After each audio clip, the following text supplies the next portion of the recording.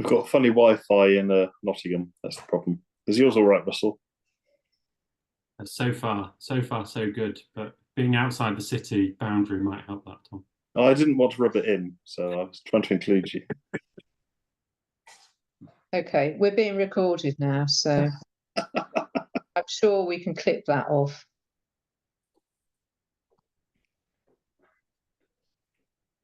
Yeah, we can. There's 12 in Kate. It's not that many, actually. There's about 90 people that have registered, so. Okay, give it another minute or two and then we can let them in. It'll only be me talking for a bit anyway.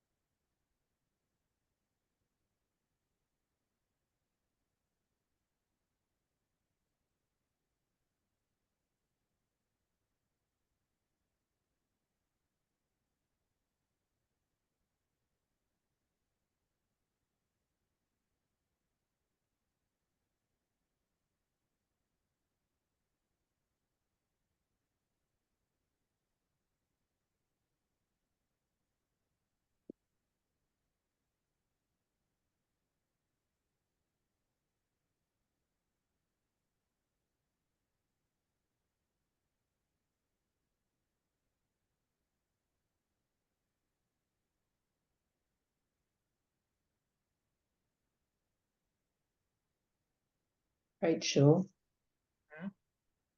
should we let them in? Yeah, I'm going to admit I will now. Okay.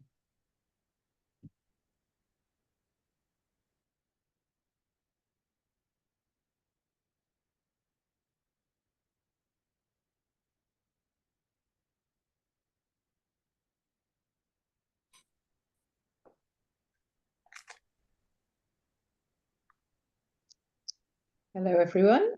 Welcome. We'll just wait a few minutes for others to come in. Do mute yourselves, please, if you can. Otherwise, we might have some background noise.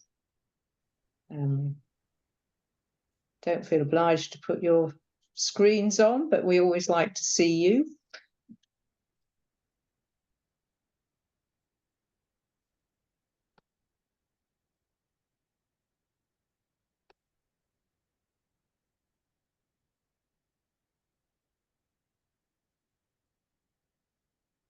Okay, well, let's make a start.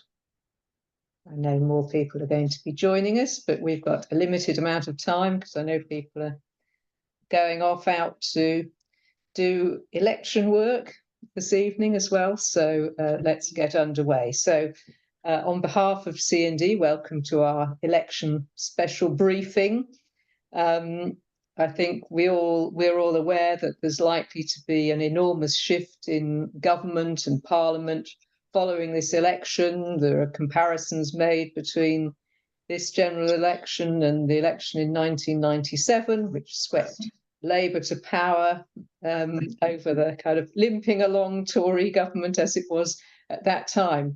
But how likely is it that there will be changes in policy on many of the issues that are of concern to us in the peace and anti-war movement? So will we see change in policies on war, on military spending, on NATO, on nuclear weapons? Well, I think we're all pretty certain that there won't be change. There seems to be no difference between the two main sets of party policies. And indeed, there's very little coverage of these issues in the election debate so far, even though the risk of nuclear war is pretty much at an all-time high. So we in CND and many other organisations have been doing everything we can to raise these key issues in the campaigns. We've been lobbying candidates. We've been working for candidates who are strong on these issues, on the peace issues, and of course strong on the ceasefire in Gaza issue too. So we're all out there, I know, doing what we can in whatever way we can.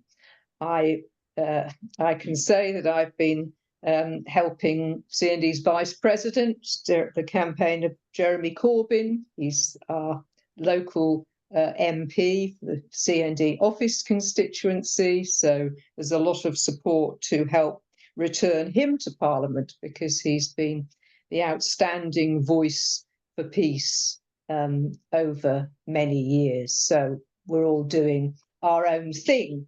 But to help us over the next crucial 9 days to try and get the issues raised, to try and get some really good people elected to Parliament, we've got this special briefing. We've got a great panel of guest speakers who will help us with some of these issues, clarify some issues, and give us a bit of oomph to carry on doing what we can over the next week.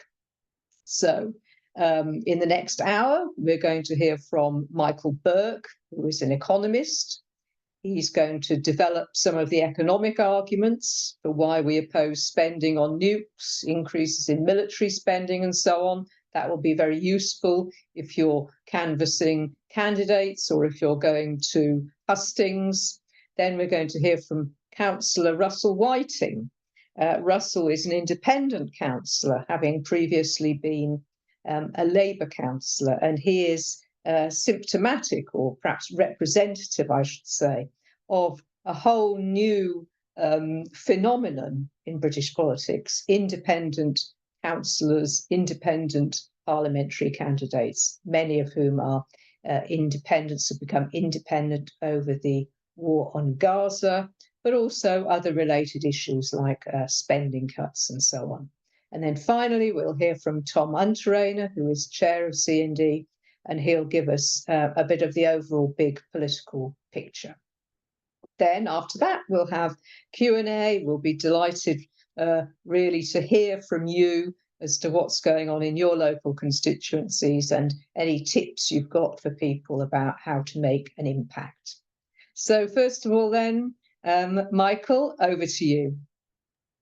Thanks, Kate, and thanks for the organisers for inviting me to speak. I think it's very useful to do this because sometimes we can get lost in the thicket of the forest without taking a step back and having a think and discussion about where we really are in relation to military spending. So what I'm going to do is three things. Well, one thing and then another one divided up into two. One thing, or the first thing I'm going to do, is talk about very briefly economic theory, which I know is not most people's favorite topic. So I'm going to keep it very brief and hopefully as clear as possible. And then I'm going to have a look at the manifestos of the two main parties. It's no disservice or deliberate snub to the other parties, but in effect, we know there's only two people that could possibly be Prime Minister after July the 4th. One of them is Rishi Sunak and the other is Keir Starmer. So we're dealing with what is actually going to happen in government. Okay, firstly, the theory. Economists, like lots of self-selecting elites, love jargon in order to exclude ordinary people. And I'm not going to use the jargon. What I'm going to say is that when you invest, that's potentially how you grow. You can't grow otherwise, not sustainably anyway. The problem with military spending is you don't grow at all from investment in military spending. That doesn't mean to say that all military spending should therefore stop. Hopefully one day we will live in a world where that can be possible. We don't live in that world yet. But it's to say that there's no economic benefit from military spending. I've looked at lots of research by people who support increases in military spending, who support nuclear weapons and so on. And the biggest estimate I can get from any of that stuff is that if you spend £10, you can get back £6. And that's the very best. It's highly questionable whether that's a really accurate figure overall. And of course, the more technology you use, i.e. on nuclear weapons, the lower that number becomes. So you're at the minimum spending, say, 10 million pounds, you only get back 6 million. It's an automatic waste of money. The more you spend it on technology and hardware, the lower that number becomes, the more of a drag on the economy that becomes in terms of military spending. Now, that's really important generally, but in the current climate, we're told there's no money left. And yet we have lots of pressure and lots of promises to increase military spending while we're not increasing areas significantly or anywhere near enough on issues like the NHS. We're not introducing universal free school meals and so on and so on. We all have our preferred list, and often it's a very long list.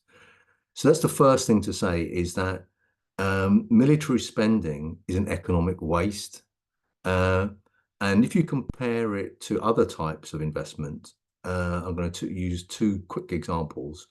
One is you build a bridge, and the other is you invest in education. And talk about a little, a 5-year-old girl or boy. The investment in either of those things is an enormous payoff. You don't lose money; you multiply what your initial investment was 6, 7, 8 times potentially. And the reason for that is not only is that an economic benefit, it's a long-lasting economic benefit. So the bridge might last 70 or 100 years. The value of the education of the young girl or boy will last their entire lifetimes, certainly their entire working lives. So the payoff is enormous. So that's what you're really dealing with when you talk about increasing military spending, which is an enormous waste. Okay, that's the first point, and I'll come back to that. We take the two manifestos. Firstly, the Tory manifesto. It's if you're of the mind that you like military spending, it's Christmas has come early, because I was just going through some of the promises. They're going to increase defence spending to 2.5% of GDP, which on my reckoning is an additional 5 billion. And just for reference, say if you were going to introduce universal free school meals, it would cost about half of that. So that's the first point. They also make the point that this is our NATO target. Well, it's actually the target for the British government, but in Tory terms, it's really, this is the target we're trying to pressure other member countries of NATO to match. Then they've got another 2.5 billion for their national service plan, which even the military don't want, because they regard it as a waste of time not to have amateur soldiers messing around. An additional 763 million in Trident modernisation. And then essentially what they say is 12 billion and counting, i.e. an open checkbook for Ukraine, essentially for as long as the war there lasts. So you see, if you're, as I said, if you're interested in military spending and like it and like the waste that it involves, then the Tory manifesto is definitely for you. But returning to the point about the economic benefits from this, there aren't any. It's a negative, it's a loss. And this is in a period when the economy is obviously really struggling. We have the cost of living crisis, we have our public services crumbling. So a key argument, I think, and I'm assuming people who attend a meeting like this are generally on the side of not spending on nuclear weapons and not increasing military budgets in general. But we have to be able to engage with people who aren't already persuaded. And I think this is one of the key ways of doing that, to tell them that actually all this is making them worse off. I would also argue it's not making us any safer either, but it's not making us better off, it's making us worse off at a time when we can't afford that. So that's the first thing to say. Now, the Labour manifesto, and I read both of these this afternoon, is much less explicit on military spending.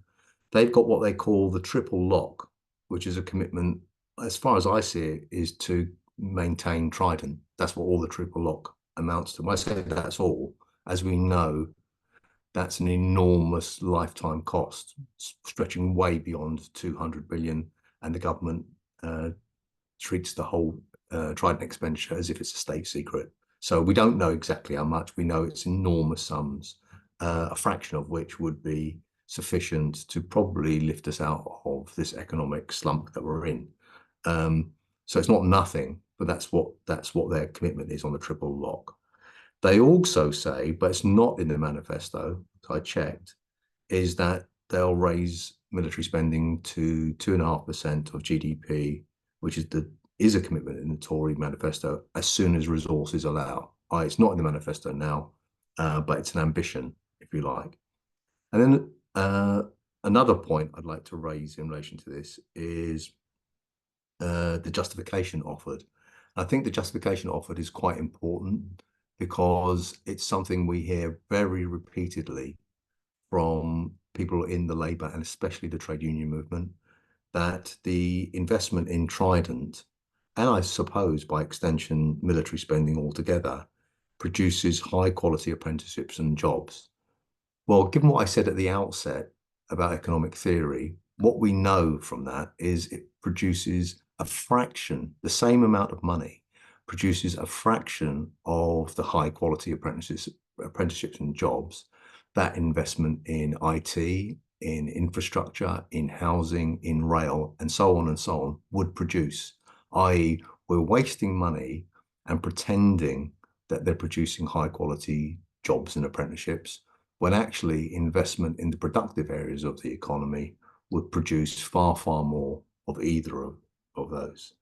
And so to this point, just to conclude, is that leaving aside economic jargon, what economic theory tells us is military spending, it doesn't produce anything useful, anything productive at the end of it. And of course, the only way it can ever be used is if it's destroying people, cities, capital infrastructure.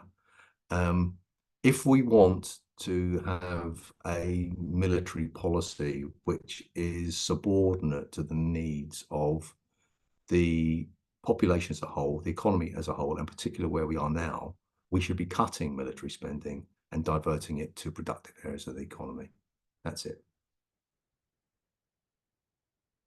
Thanks very much indeed, Michael. I understand a lot now that I wasn't totally clear on before. That was really well put. In fact, I think I'd like to ask you to write that up as a piece for the CND website, if you don't mind. You all saw him saying yes. That's fantastic. Okay, and now over to Councillor Russell Whiting to tell us about, how and why independent. Thanks, Kate. Thanks for inviting me this evening. So yeah, as Kate said, I'm an independent socialist councillor in Gedling, which is in the eastern suburbs of Nottingham. My ward actually borders Nottingham City. I was elected last year in May for the first time, and I was the fourth Labour councillor in the country to resign from the party over Gaza. I'll just briefly tell my story. I know some of you have heard it before. So I was at Labour Party conference, actually standing on the CND stall. A friend came over to me and showed me Keir Starmer's interview on LBC. I'm sure we've all heard it, where Nick Ferrari says to him, "Is a siege appropriate, Sir Keir, cutting off water, electricity and food to Israel?" And Keir Starmer says, "I think Israel does have that right."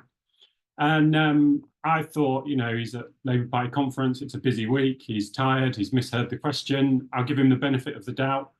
I posted on social media that evening, my exact words were, "This is not appropriate language for someone who wishes to be Prime Minister," which I thought was quite balanced. I'm a balanced guy. I got a phone call, I phoned the Chief Whip at Gedling Labour Group later that week and said, "I'm really not happy about this. Starmer hasn't backtracked. David Lammy's been out and doubled down. Emily Thornberry's been out and doubled down. I'm thinking of resigning." And she said, "Don't do anything rash. Let's talk about it at our group meeting tomorrow." So I agreed to that. 10 minutes before the start of our group meeting, I got a phone call to say that I'd had the whip suspended for my posts on social media. And when I asked which post was the offending one, I was told that she didn't know. So I suspect what happened was someone was told that I was about to resign, and they thought, let's suspend him, get him to apologise, and put him back in his box for the next 3.5 years. Unfortunately, I can't be put in a box, and certainly not back in one. So I resigned and now sit as an independent. And I think there are about 100 former Labour councillors across the country who have now resigned. There was actually one just on Sunday evening who's resigned as well.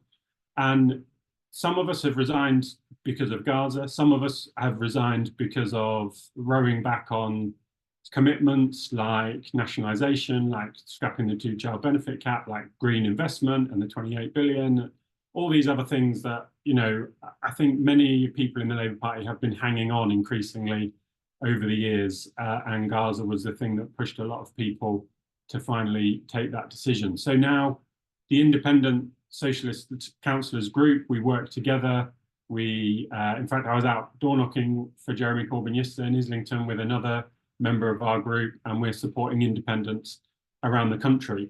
Now, I think independents can actually play quite an important role in this political stage that we're coming into, but nothing that I'm about to say takes away from the fact that there are good people in the Labour Party as members, as elected people at all levels, and in the Green Party and in other parties. So this is not, a kind of pro-independence speech. I know there are good people working in other parties and outside of politics as well.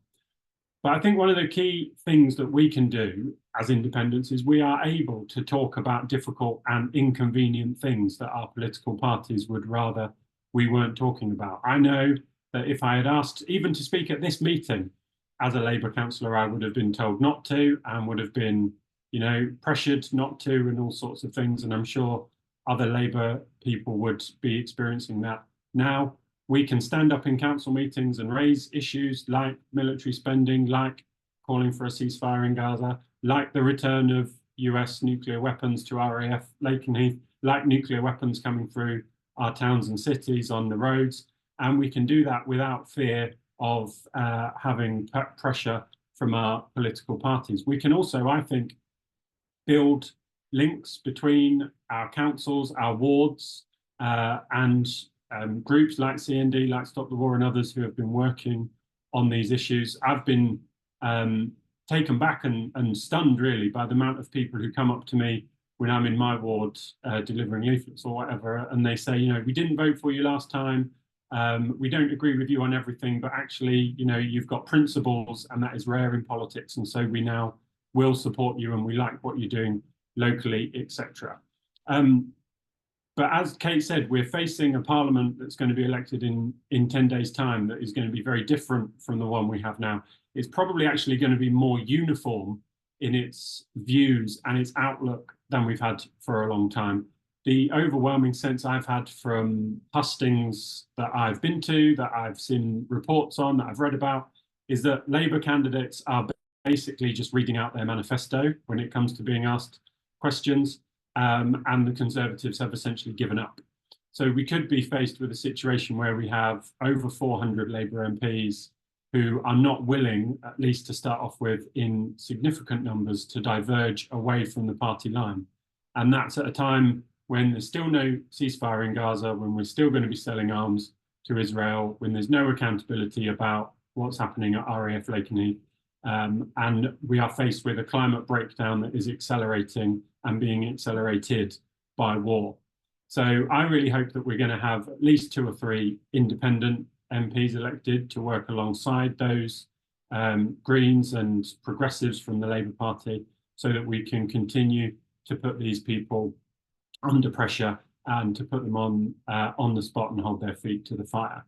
But what we actually need to build more than anything is grassroots campaigning. And this is what CND, and I know many people in this meeting, have been doing for decades. I think we now have the opportunity, on the back of what's been happening in Gaza, on the back of mobilized students and others, to build a movement to take these struggles into the next 5 years, because goodness knows we are going to have some struggles over the next 5 years. So I would urge all of you over the next 10 days who are not in political parties to find your local independent candidates with a chance of winning, to get down to Islington if you can to support Jeremy, to get down to Chingford if you can to support Pfizer, Shahid, to get down to Ilford if you can to support Liam Mohammed. Check on your candidate listings and see where your local left-wing independents are standing, and let's keep going and let's keep putting these issues on the agenda, and let's start building the fight back now. Thank you.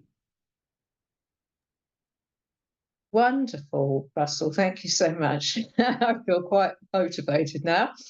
Great. Now, let's see. We've got a final panelist coming up. It's a great pleasure, as always, to welcome CND's chair, Tom Unterrainer. Over to you, Tom. Thank you, Kate, and thank you to Mick and to Russell for those important contributions. I want to start with not necessarily focusing on the election as such, but thinking about two things that have happened over the past couple of days, and then reflect those back onto where we are with the election and the level of debate, or the absence of debate, about these pressing issues in our current so-called democratic process. The first is the recent report that's appeared over the past 2 days, which estimates that some 20,000 children are buried in rubble, are buried underground, are buried under the dirt and the consequences of Israeli bombing in Gaza. 20,000 children.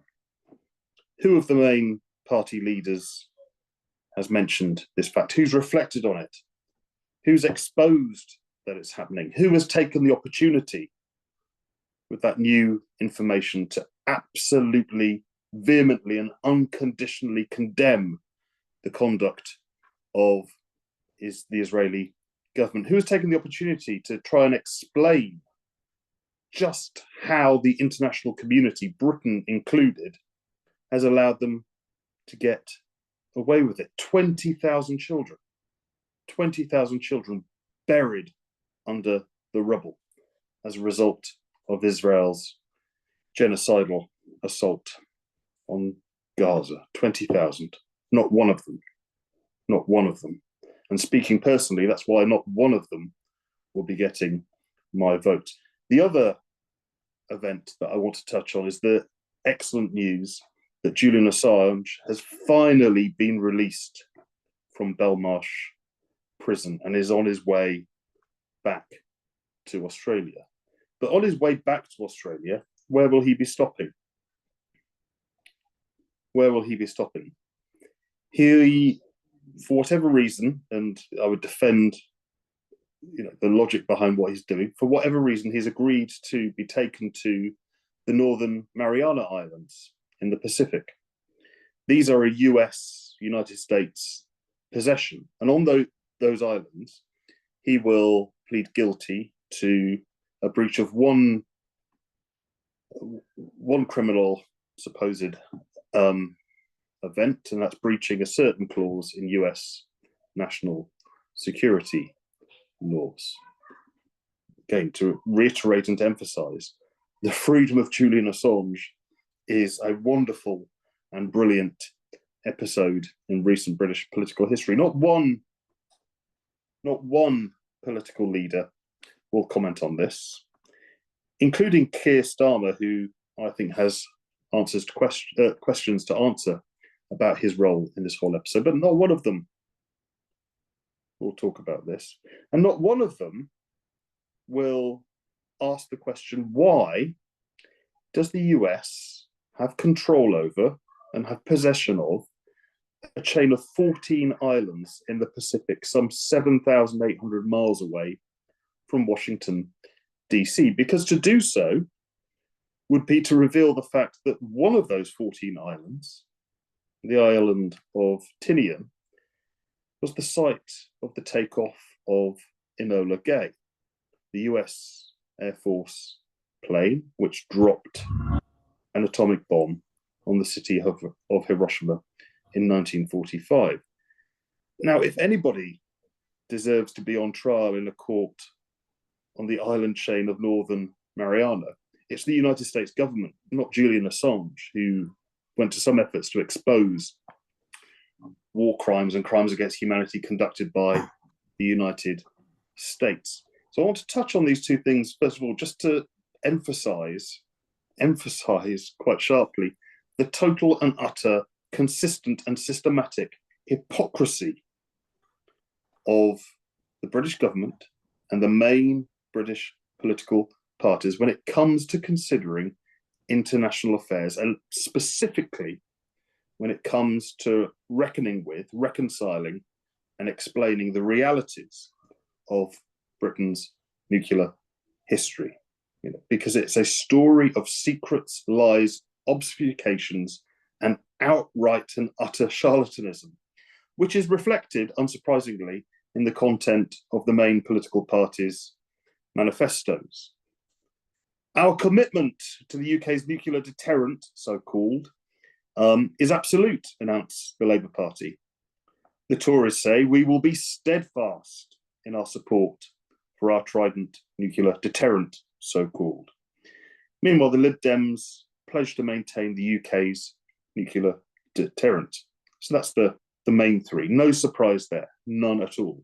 But it's interesting that the Tories have a lot more to say about nuclear weapons in their manifesto than the Labour Party does. It mentions them in passing, but with no detail, no explanation, no justification. It's almost as if they don't feel that they need to explain their unshakable commitment to these things.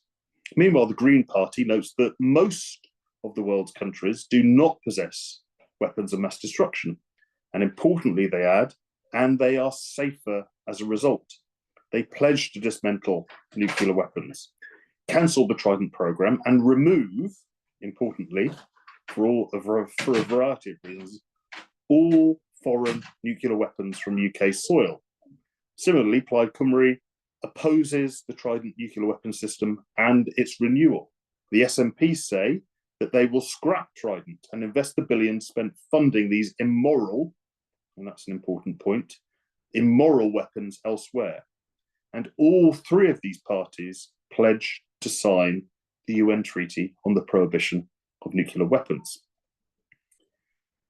So I don't know how many people have the time or the inclination to read all of the manifestos, but for anyone who has and who's confused or undecided about nuclear weapons, the differences between the pro and anti-nuclear positions in this election could be puzzling.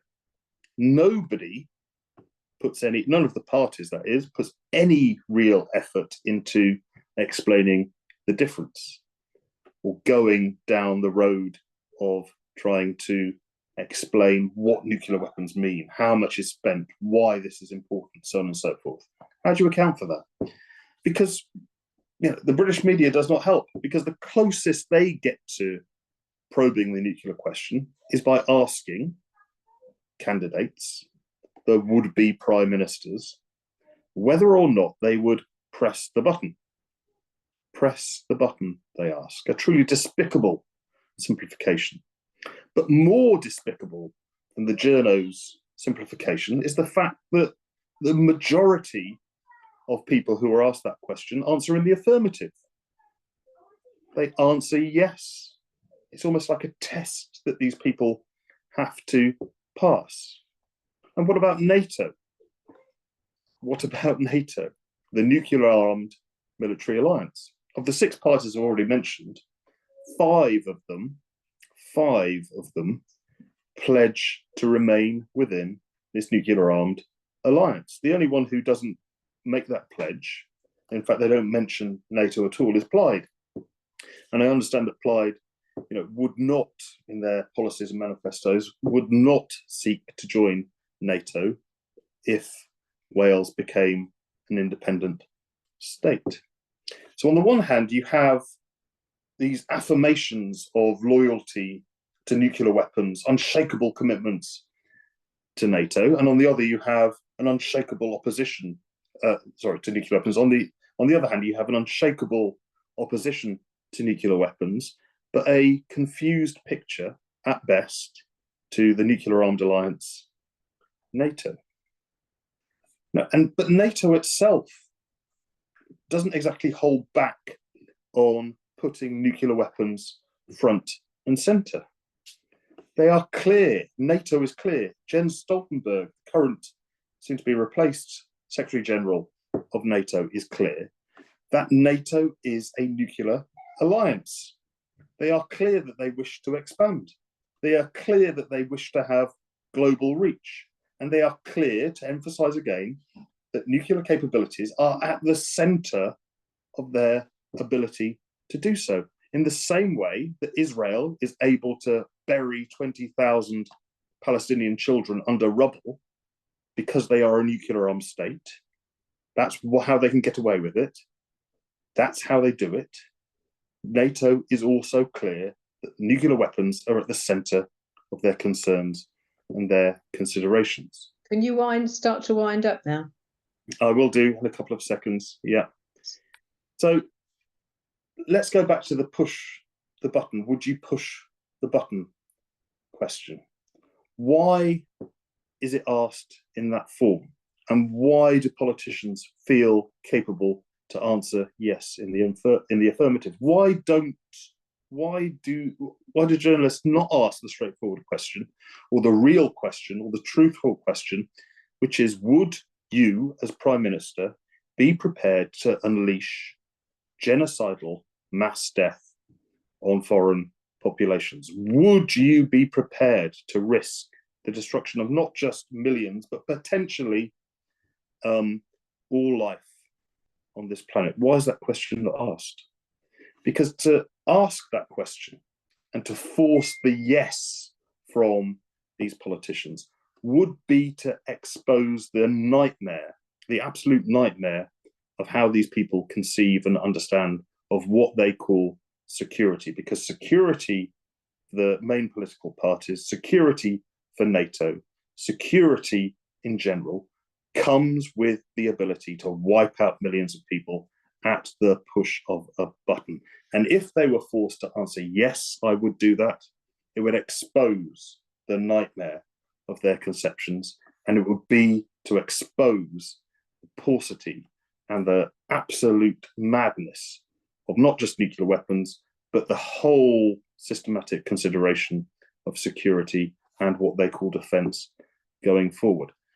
So I will struggle as chair of CND to decide who to vote for. It would probably be easier if I lived in Wales. It would be a simpler and more straightforward choice, given what is in their manifestos. But the most important thing, and the takeaway point, is that whatever is going on in this election, and however limited our opportunities to discuss nuclear questions, however limited that is, we have organizations, we have CND, we have the peace movement more generally, who need to make sure that whatever else is going on, whatever other events are transpiring, be they elections or anything else, our focus and our goal has to be on exposing the reality and the truth and the deadly nature of concepts of security that are prevalent, but also of nuclear weapons possession itself. Thank you. Thanks very much. That's great. Very, very comprehensive. So, okay, lovely audience. We've got about 20 minutes now for you to ask your questions, make your contributions. So can you, if you'd like to put your hands up, ideally put them up electronically, and then I will see them. So who's going to go first? You're quite welcome to specify someone, one of the panelists that you're putting the question to. If there's any kind of complex economic ones, obviously that's for Michael Burke. Okay, come on then, colleagues.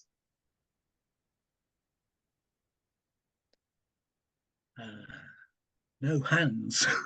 Is that Tom Cuthbert indicating you want to ask a question? I will. May I simply say that last session of three speakers is a lot to take in. I had a prepared question. I'm in Hertsmere, and when Tom said about 20,000 children being buried under the rubble, I thought of what my Deputy PM, Oliver Dowden, said. I have been robust in defense of our Jewish community and Israel's right to defend itself after the Hamas atrocity. You compare that with 20,000 buried children. I wasn't going to bother with Dowden. Now I'm motivated to email him yet again and ask him what his opinion is on that. My point really is, and Kate knows because I spoke to her on the phone earlier, that you, Tom and Kate, must have cooperated on a blog today. And I'll just be very brief. At the end of that blog, Kate says, most politicians will not offer the terrifying truth about our nuclear age. That's a job for us. I've been busy writing to my Green candidate. I've written to the Liberal Democrat candidate. I will now write to Oliver Dowden because I'm so worked up about Tom's revelation.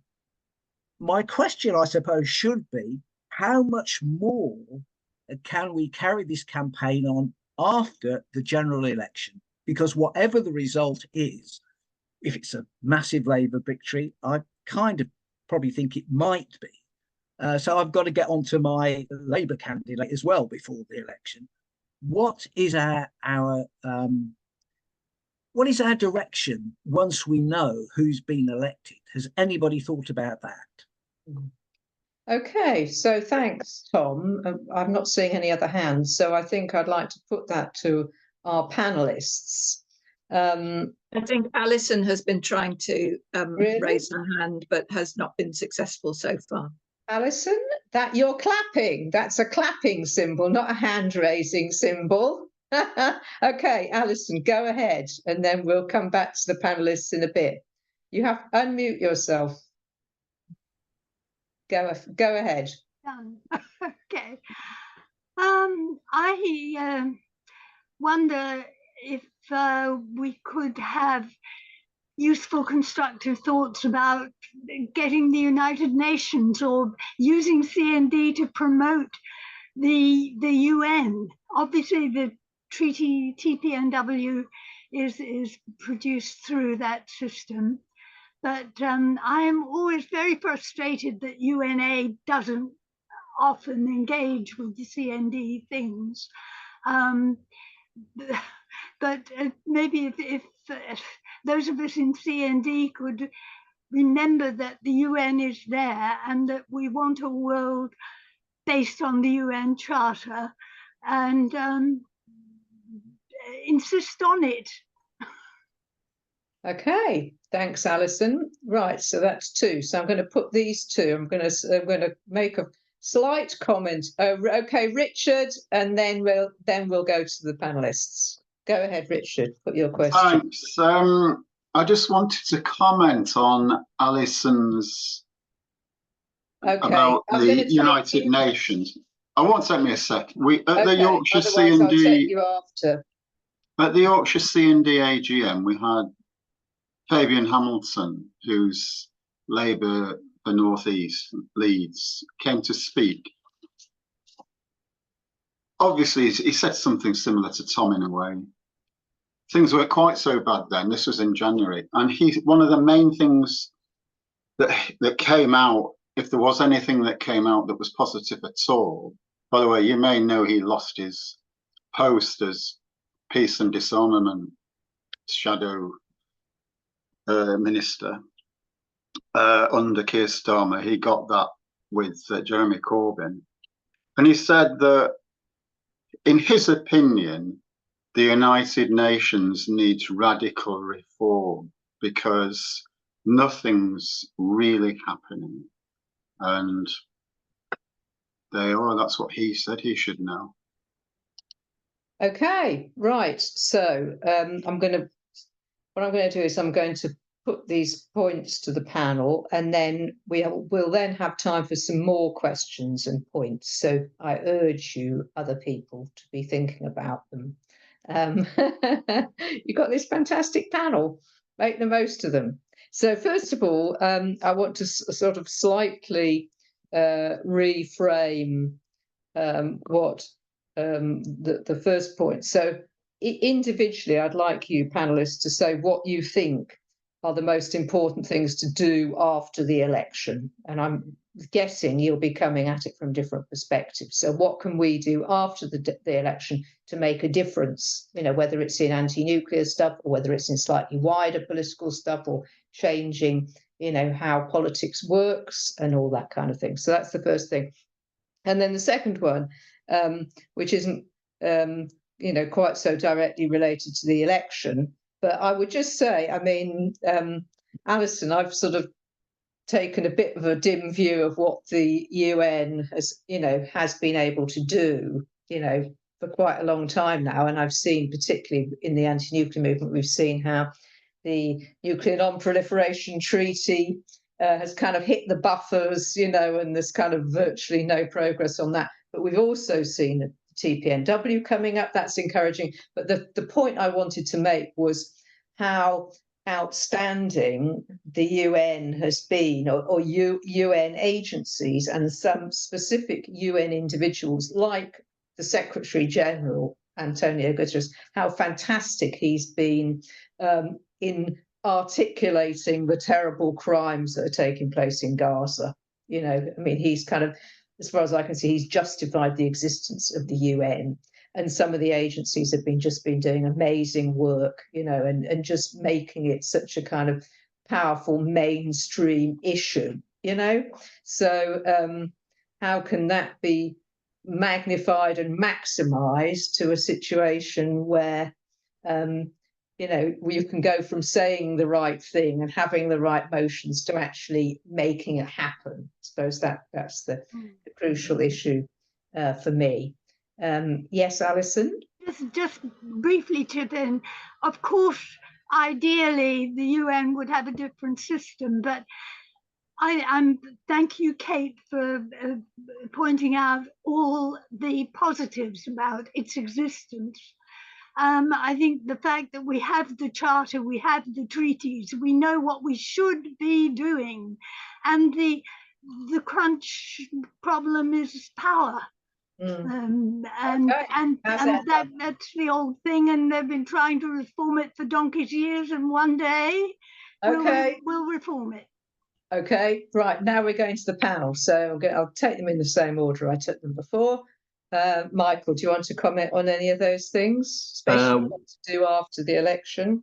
Yeah, on the UN, there are people much more expert than me here. It just seems to me that taking Kate's point about how the forces in the UN have tried their utmost to actually end the carnage in Gaza and have been hamstrung by the structures of the UN. That's not going to change anytime soon. Just more power to their elbow, the people who are actually trying to effect a real ceasefire. On our demands, and I think this is an important one, is there is a widespread, I think, consensus that the economic position is going to be not very good, somewhere from there in a range of very grim over the next period. And if that's the case, and I think that's probably right, then some of the arguments we can develop collectively are going to be very useful in broadening our audience and linking what we have to say about disarmament, reduction of military spending, and not participating in wars, really relevant to people who are fighting on other fronts, such as pay, jobs, the NHS, schools, you name it. Everything's going to be under pressure at the very least. So I think it's not a single demand. It's trying to make sure that we are really a key part of the overall movement that's going to develop against what's going to be, I think, probably quite a grim economic situation. That's it. Okay, yeah. Points well taken there. Russell? Yeah, I agree with everything Mick said about the UN. But I would just make the point, I wonder if there would have been such a strong push amongst some at the UN for a ceasefire in Gaza and an end to Israel's genocide, if there hadn't been millions of people on the streets every weekend around the world and pressuring their government. So I think it shows that, yes, the UN does need reform, but actually the work that we are doing and you are all doing in your communities, getting out, spreading the message, organising, mobilising, is actually the most important thing. And I think that's one of the key things that we're going to have to do after the election. With my former CND parliamentary officer's hat on, there's obviously going to be lots of new MPs who can be you know, briefed and informed, maybe a few more Greens, maybe some new SNP, maybe some Labour MPs who will be open to our arguments. So that's going to be an important thing to do. But making these connections between the campaigns, we can't, and I know we don't do this, but we can't campaign in silos of, we're the anti-nuclear people here, we're the anti-war people here, we're the climate change concerned people here, we're the, you know, people who are concerned about hospitals falling down here and schools here. We've got to come together, because Labour are already saying today that it's, you know, the books might be worse when we open them than we ever thought they were going to be, although that was immediately junked by the IFS as soon as they said that. The groundwork is being laid for more austerity, for more hard choices, which, as we know, always means the poorest and the most vulnerable in society suffering whenever there are hard choices to make. But we've also got to steel ourselves as campaigners, because let me paint a rather bleak picture for you. Starmer wins a large majority next Thursday. The Conservative Party is left with fewer than 100 seats. The ones who are left are in the safest seats. They are the most right-wing. They are the most virulent headbangers of the lot of them. They select Suella Braverman to be their next leader. She merges with the Reform Party. Starmer changes nothing in the next 3 years, 4 years. And we are sitting here before the 2029 general election with the Reform Tory coalition 15 points ahead in the polls, because they're promising even more draconian limits on protests than John Woodcock can imagine in his wildest dreams, because they're planning even more draconian clampdowns on immigration, on benefit claimants, on all the people who need the most state support. So it's going to be people like us who are going to have to be out there defending these positions, because I'm not sure we're actually going to be able to count on that many MPs doing it for us. Mm-hmm. Yeah, very interesting points there, Russell, and you've put me in mind. I mean, there's quite kind of some tectonic plate stuff going on here, I think, isn't there, particularly around the Tory party and the sort of elements and sort of further right stuff. And I'm sure everyone's noticed what's happened in France, and the kind of surge of the kind of Marine Le Pen national rally thing. You know, they're trying to kind of, you know, sanitize themselves a bit and look like they're more respectable. Well, I don't, you know, none of us are fooled by that. But what's particularly interesting there, I think, is that how left and progressive forces have virtually overnight formed themselves together into a new popular front. They've got kind of agreed policy. They've got agreed candidates, you know, and it's quite remarkable, you know, because the two panelists so far, they both talk about bringing issues together and not being in silos, you know, the whole thing about unity of, you know, progressive forces and campaigns and so on is exceptionally important. I think that the New Popular Front in France has, you know, support from trade unions and civil society organisations too, because they see what France is confronting, you know, spectre of the far right. So I think we need to kind of bear those big picture things in mind a lot, you know, and as Russell says, we don't know who's going to be in Parliament. We hope there'll be some powerful voices for change, powerful voices on our issues and related issues. We haven't got that much time left. So I think, Sue, you've got your hand up. So before I turn to Tom and anyone else, any other panelists who want to say anything further, is there anyone other than Sue who wants to come in before we turn to our panelists for a final bite of the cherry? No? Okay, Sue, would you like to make your question or comment?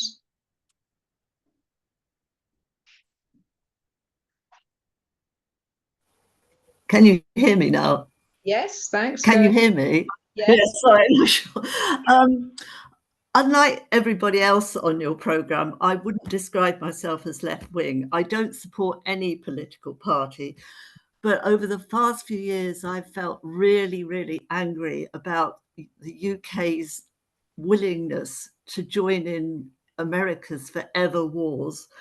Very angry about Ukraine and all the billions that have been poured into that. Angry about Gaza and what's happening there and Israel, and I want out of NATO.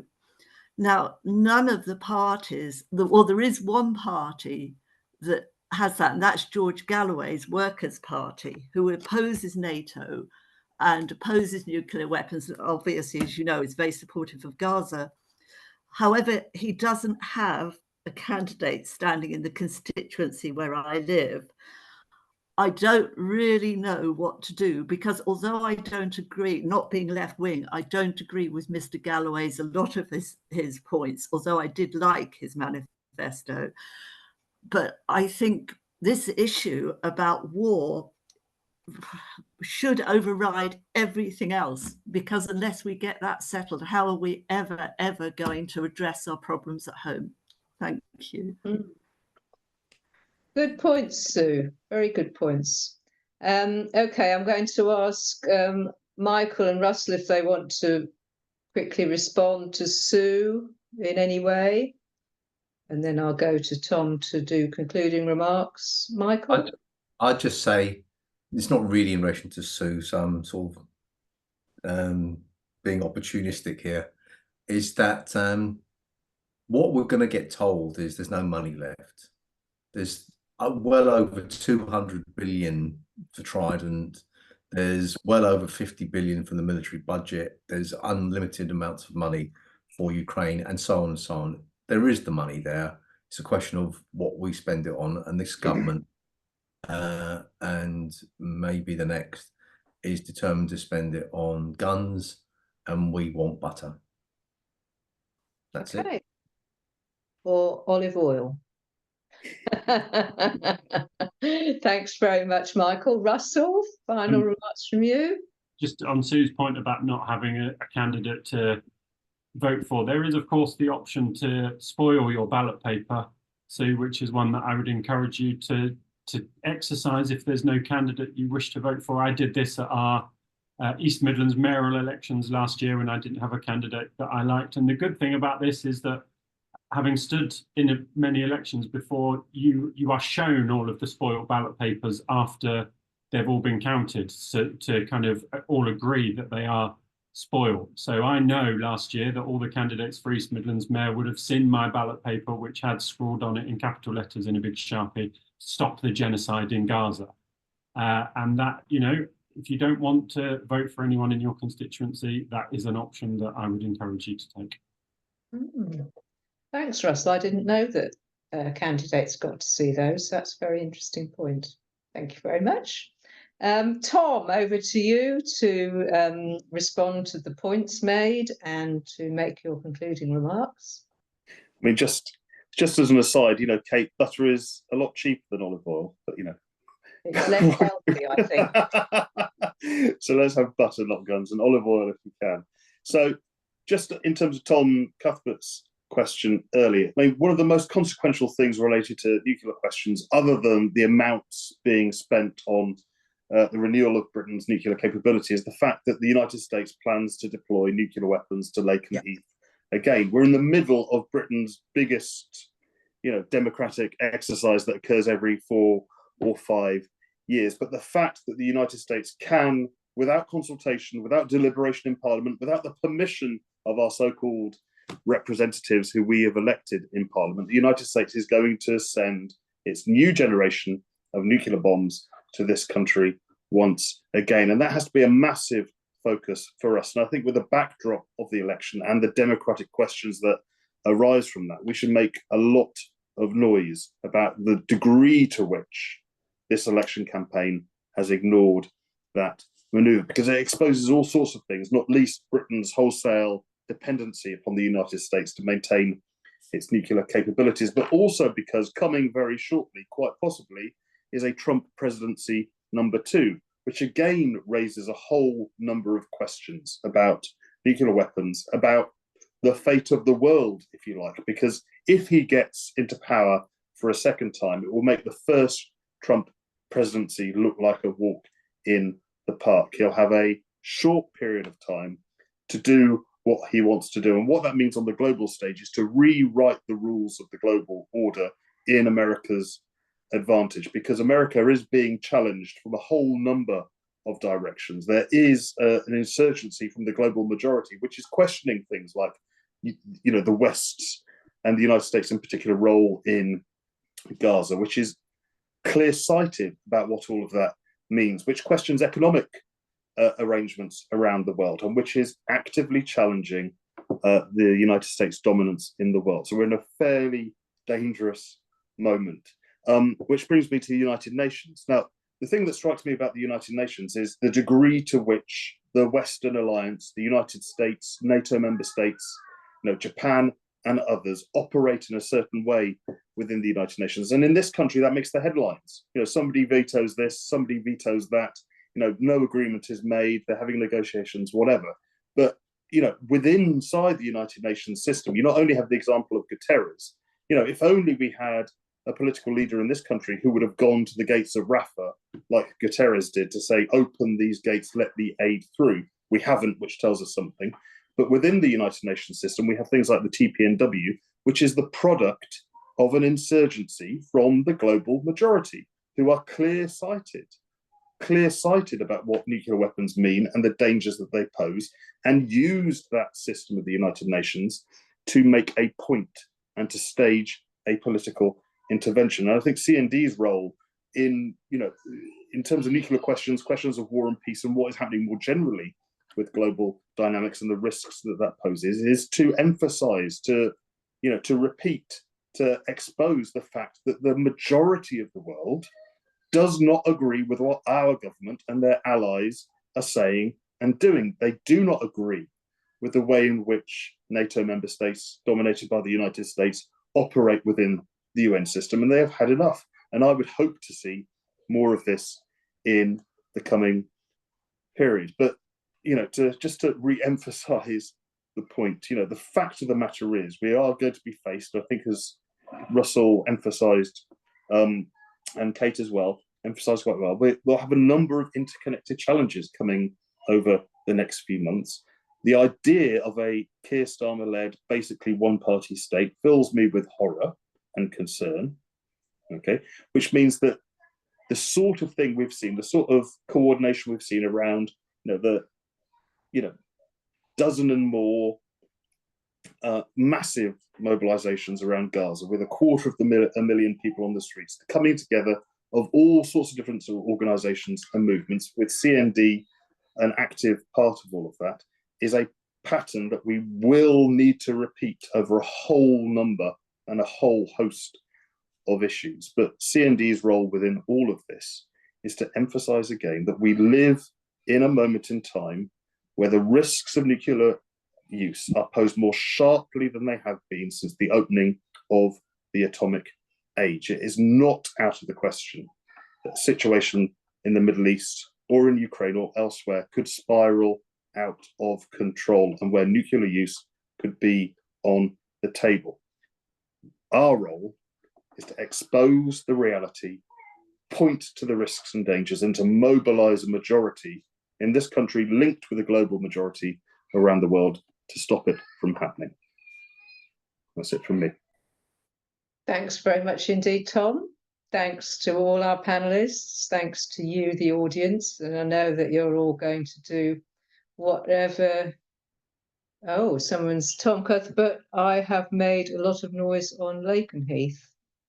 Okay, I think that's an invitation to us all to do that. And of course, thanks for reminding me. There is the Lakenheath Peace Camp coming up for a couple of weeks from July the 13th. So you can find the details for that on the CND website. In the chat, I've put a couple of links. I've put links to our lobbying tool and stuff for the election, but also a reminder that the next March for Gaza, giving the message to the new government, is on Saturday, the 6th of July. So please do everything you can. Do everything you can over the next 10 days to make sure we get some decent voices for peace in Parliament and we take the movement forward together afterwards. Thanks for coming. Bye. Bye. Bye.